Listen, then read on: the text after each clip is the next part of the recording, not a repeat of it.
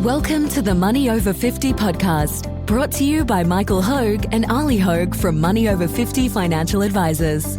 This information is general in nature and does not take into account your objectives, financial situation, or needs. Therefore, you should consider whether the information is appropriate for you and your personal circumstances.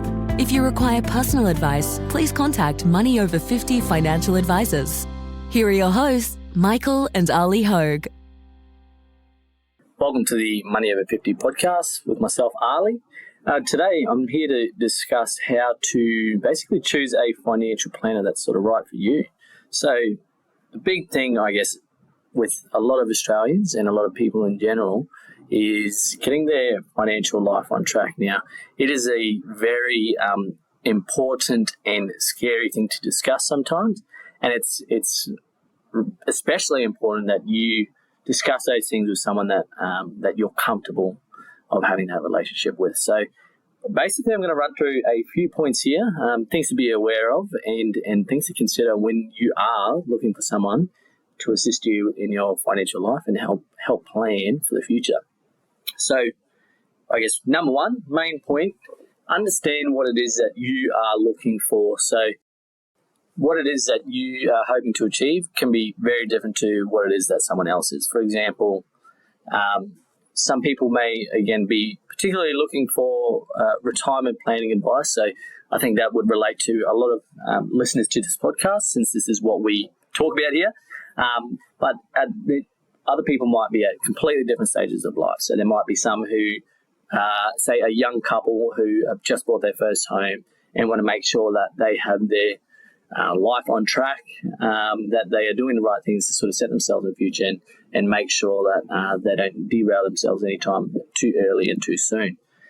Again, there's just so many different things. And what you want to do is look for a financial planner or business that is good or specializes in that sort of area as well. So you want someone who knows that stage of life back to front and can help you achieve those goals. Because again, having someone who, say, focuses on retirement planning specifically, but you're a client who wants to know all of the best investments to invest in and you're young and get advice on your business and things like that, that's completely different, basically a completely different job. So a way I sort of think about it is specialist doctors, essentially. So you're not going to get the doctor who can fix your broken leg. You're not going to get him to do surgery on your heart and vice versa. So it's important to understand what it is that you're looking for and that you need,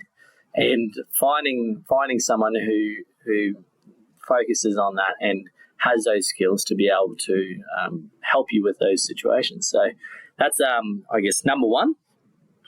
Number two is finding someone that you trust. So this is especially important. So you don't want to if you ever get into a stage or meet with a financial planner where you're not too sure what it is they're doing. Now, a big part of this is with how, I guess, transparent these financial advisors are with you. So you want to ensure you're someone who's going to tell you everything and anything that you want to know about the business, especially when it comes to things such as fees. Those none of that should be in question. You should understand exactly what's going on there, and there shouldn't be any inkling or feeling that financial advisor doesn't have your best interest front of mind. So that is really a really important one. And if you do get into a situation where you don't trust that advisor, whether or not they're doing the right thing, if you do not feel like you have trust for them, essentially you'd want to bring that up or end that relationship, because it's bad for both parties there. So for yourself, of course, because you're discussing your life, the finer details of your life with someone, and you don't trust them. That's never going to work out well.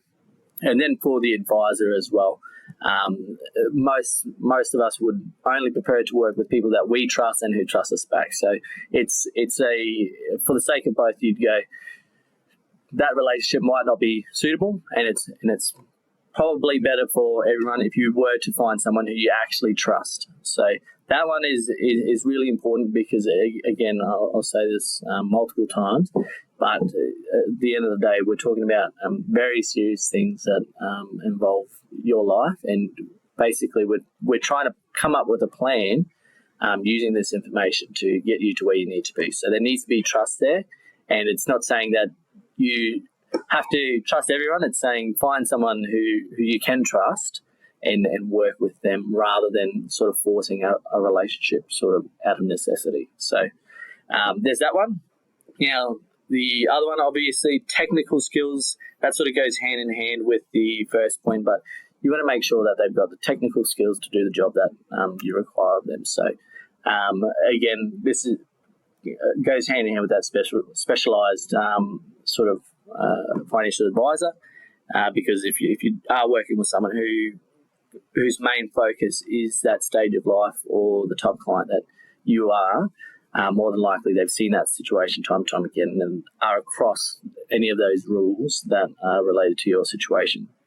And I guess the last one, which is a funny one, but I think this is really, really important. You want someone that you actually like. So now we're all humans, so we're not going to like everybody, and we shouldn't have to like everybody. But I think as an advisor and then as someone who would be a client, it's a relationship that's going to continue on for a while, and you want to make that as enjoyable as possible. You want to have a good relationship and be able to talk about other things if as needed in the times we catch up. You want to be able to talk to each other on a friendly basis. If there's any sort of spite or if you don't really like that person, I don't think that's a relationship you need to hold on to. And it's definitely something that's overlooked a lot of the times. And again, I go back to we're all humans and we all sort of deserve to be with someone that we like. And again, not everyone's going to be suitable for our own personal relationships. And it's important that you find someone that does, because again, it's just people are going to work with each other for a long time. The whole point of having a financial advisor is for them to step you through that process and get you to where you need to be. And it's not an enjoyable process for anyone if you're not on friendly terms. So it's a sort of a bonus one, but for me, I'd say that's really, really important. And you want to make sure that experience is as enjoyable as it can be. So those are 4 of the main points. Now, there's probably a million other things that you can look at, but those ones are some of the big ones and main ones to consider when finding a financial advisor. So keep those in mind, and hopefully you find someone that's suitable to you. Thanks for listening. Thank you for listening to the Money Over 50 podcast with Money Over 50 Financial Advisors. For more information and resources, visit the Money Over 50 website, mo50.com.au. We look forward to catching up again soon.